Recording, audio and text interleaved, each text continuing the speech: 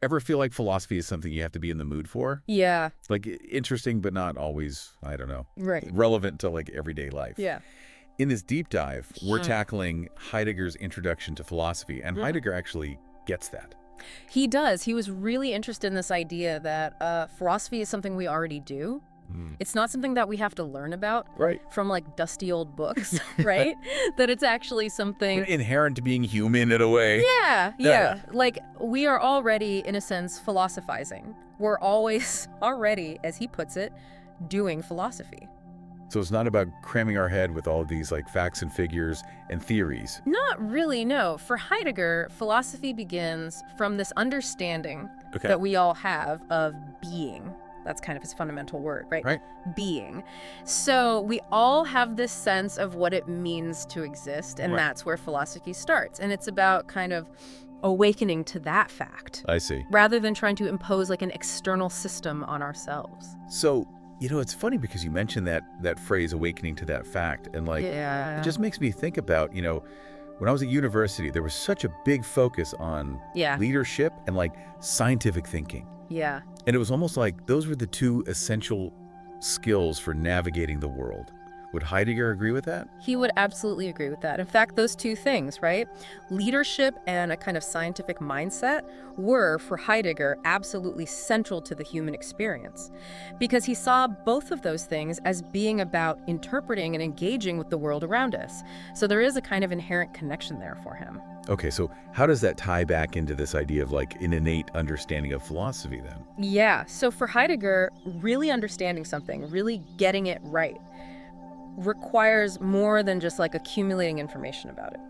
So in this lecture course, he talks about a fondness for things. And what he means by that is this kind of like, Passion. yeah, a genuine desire to kind of engage with the world around us. Right. And so it's in that space, right, of kind of genuine curiosity that we really begin to kind of unlock the potential of philosophical thinking. So it's not just about the how and the what, but also like a genuine curiosity, maybe even like a passion for the world around us. Precisely. Yeah, I think that's a great way to put it. Okay. That's really what he's getting at. Okay, so we've kind of established that philosophy, according to Heidegger at least, is more about tapping into this innate understanding than it is about just like accumulating knowledge. Right. But that still kind of leaves a question open for me, which is Yeah. like, how is philosophy different from science? Right. Like, aren't they both Yeah. trying to make sense of the world around us? Yeah, that's a great question. And this is where Heidegger, I think it's really interesting. Because he wants to argue that philosophy is not a science at all. So while science is about investigating like the physical world, right? Yeah. Philosophy is after something much more fundamental for Heidegger. It's about the nature of understanding itself.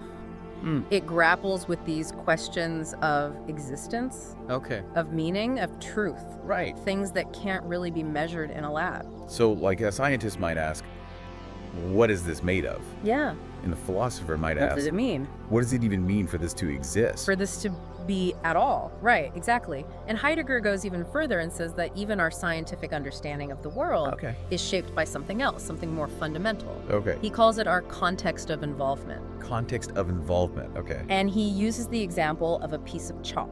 Okay. How does a piece of chalk illustrate this? So imagine you're in a classroom, right? Okay. And you see, this white cylinder on a chalkboard. Mm-hmm. You instantly recognize that as chalk, right? Yeah. But that seemingly simple act of recognition actually relies on this whole network of understanding. You understand what a classroom is. You understand writing, education. Right. All of this shapes how you interpret even that simple object. So you're saying our brains aren't just processing information like in a vacuum. Right. We're bringing like a whole worldview to the table, Yeah. even when we don't realize it. Exactly. And so Heidegger argues that this pre-existing context, this context of involvement, is essential Okay. for us to even perceive the world around us. And this is related to another one of his concepts, which is this idea of truth as unconcealment.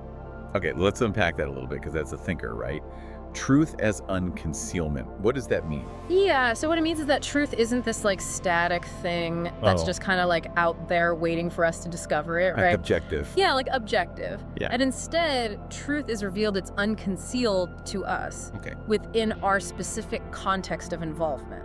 Can you give me like a concrete example of this? Yeah, so think about like art, right? Two people can look at the same painting and have completely different experiences of it. Right. One person might see like beauty and meaning, and another person sees just like colors on a canvas. Right. And so it's their individual contexts, their backgrounds, their experiences that shape how that truth is unconcealed to them. It makes me think about like, you know, how we interpret like the news. Totally. Or current events, right? Yes, absolutely. Like two people can read the same article and come away with totally different understandings of what happened. 100%. Yeah, that's a perfect example Yeah. of how our context of involvement shapes our perception of the world. This is already like pretty mind-bending, but like Yeah. Heidegger doesn't stop there, does he? No, he doesn't. He doesn't just stop at individual context, right? No, he wants to say that our individual context is always embedded within a larger shared context as well, Okay. right? He calls this our Weltanschauung. I know it's a mouthful. It's a mouthful. But it's an important concept. It's often translated as worldview, Okay. but it's more than just like a set of opinions that you have, right? It's like a fundamental way of being in the world, this kind of lens through which we understand our own existence and our place in kind of like the grand scheme of things. So our Weltanschauung, this worldview, is shaped by like our culture, Yeah, our upbringing, our values, all these things that make us us. exactly. Yeah, and it profoundly influences how we interpret everything around us, Okay. right? From our understanding of right and wrong Right. to our political views to, I don't know, even our taste in music. So it's like we're all born into this like Yeah. ongoing conversation about like what it means to be human. Yeah, And our Weltanschauung is kind of like our own unique voice that's a great way to put it. in that conversation. Yeah, I like that a lot. And according to Heidegger, there are two fundamental ways or modes that people engage with this conversation. Okay, I'm hooked. Tell me more about these two modes. Okay, so we're talking about different modes of Weltanschauung, different ways of being in the world. What are these two modes Heidegger identifies? So Heidegger calls them sheltering and held bearing. And you can think about these as kind of two different approaches, Okay. navigating the complexities of existence. Okay. So let's start with sheltering. You can kind of picture this Okay. as imagine like a cozy cabin in the woods, right? Okay. The people who live there, they find comfort in tradition, in familiar routines, Right. and in the security of their community. So sheltering is about like seeking security and familiarity. Yeah. Finding comfort in the known. Exactly, yeah. It's about creating a sense of stability and order Right. Right. within a world that can often feel pretty chaotic. Okay, that makes sense. And what about held bearing? That sounds a bit more Yeah. adventurous. It can be, yeah. So think about like an explorer setting out to chart uncharted territories, right? Someone with a held bearing Weltanschauung, they're driven by this desire to understand, Okay. to push boundaries, to confront the unknown head on. Yeah. They're willing to question their assumptions. So that makes me think about like scientists, Yeah, researchers, maybe even artists. totally. People who are kind of constantly pushing at the boundaries of what we know and how we experience the world. Yeah, you're exactly right. In fact, Heidegger saw a really strong connection Okay. between the held-bearing mode and the scientific worldview, right? Because both of them require this kind of like willingness to question, to explore, to engage critically with the world around us. But if our Weltanschauung, our worldview, is so deeply ingrained, Right. does that mean we're trapped by it? Like, can we ever truly change our perspective? Yeah, that's a great question, and it's something Heidegger thought a lot about. Yeah. He definitely acknowledged that our Weltanschauung is deeply rooted Right. in our individual and collective history, Hmm. but he also believed that it's possible Okay. through critical reflection, Wow. through really genuinely engaging with the world. Yeah. And with different perspectives, we can come to a deeper understanding of our own biases. Okay, so it's not about getting rid of our Weltanschauung, Yeah, but more about like a greater awareness of it, exactly. like how it shapes our perceptions.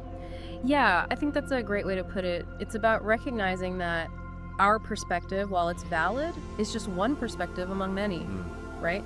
And that realization, that openness, is essential for growth, for understanding. This has been incredible. I mean, we've covered so much ground. I know, right? From this idea that we're all kind of already philosophers in a way. Yeah. To this idea of truth as unconcealment. Yeah. And then these different kind of worldviews. It's a lot. Heidegger's thought is very dense.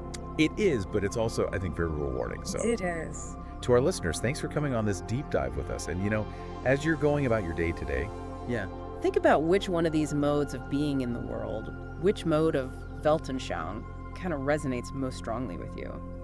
are you a shelterer or are you a held bearer? And, there's no right or wrong answer. No, absolutely not. But reflecting on it can offer, I think, some really valuable insights For sure. into your own unique way of being in the world. And who knows, maybe it'll even spark a little philosophical awakening There you go. within